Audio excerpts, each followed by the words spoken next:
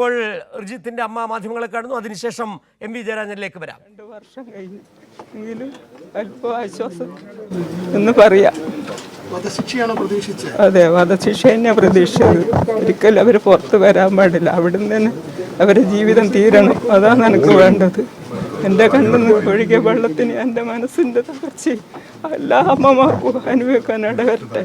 ഇതിനു വേണ്ടിയിട്ട് ഒരു രാഷ്ട്രീയ പാർട്ടിക്കാരും കൊലക്കത്തി എടുക്കാനും പാടില്ല, കൊല ചെയ്യാനും പാടില്ല. എല്ലാ രാഷ്ട്രീയക്കാർക്കും ഇതൊരു പാഠമാകണം എന്നാണ് എനിക്ക് പറയാനുള്ളത്. എനിക്ക് നഷ്ടപ്പെട്ട് തിരിച്ചു കിട്ടൂലല്ലോ.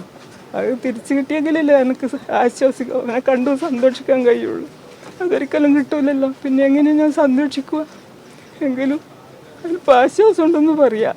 ഇതിനു വേണ്ടി പ്രവർത്തിച്ച അഡ്വക്കറ്റോടും ന്യായവിധിനോടും ഞാൻ 1000 നന്ദി അറിയിക്കുന്നു.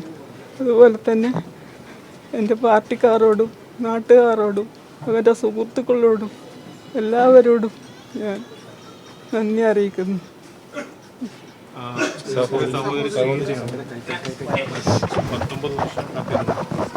ചെറിയ സന്തോഷമുണ്ട്. ചെറിയ സന്തോഷമുണ്ട്. എന്നാലും 12 വർഷം കഴിഞ്ഞാൽ ഇവർ പുറത്തിറങ്ങുന്നല്ലേ ചെയ്യുക. ആർക്കും തൂക്കുകയൊന്നും കിട്ടിയിട്ടില്ലല്ലോ. ആരും നിരാശയില്ല. എനിക്ക്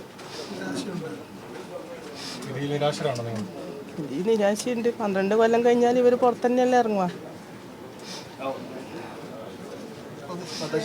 വധശിക്ഷയായിരുന്നു പ്രതീക്ഷിച്ചിരുന്നത്. ആർക്കും അത് കിട്ടണം തന്നെയാന്ന് ആഗ്രഹം. ഒരമ്മക്കും ഒരു പങ്ങൾക്കും ഈ ഗതി ഉണ്ടാവാൻ പാടില്ല ഒരിക്കലും. തീരുമാനിച്ചിട്ടില്ല. സന്തോഷം. എല്ലാവർക്കും പാർട്ടിയോടും എല്ലാവരോടും നന്ദി രേഖപ്പെടുത്തുന്നു.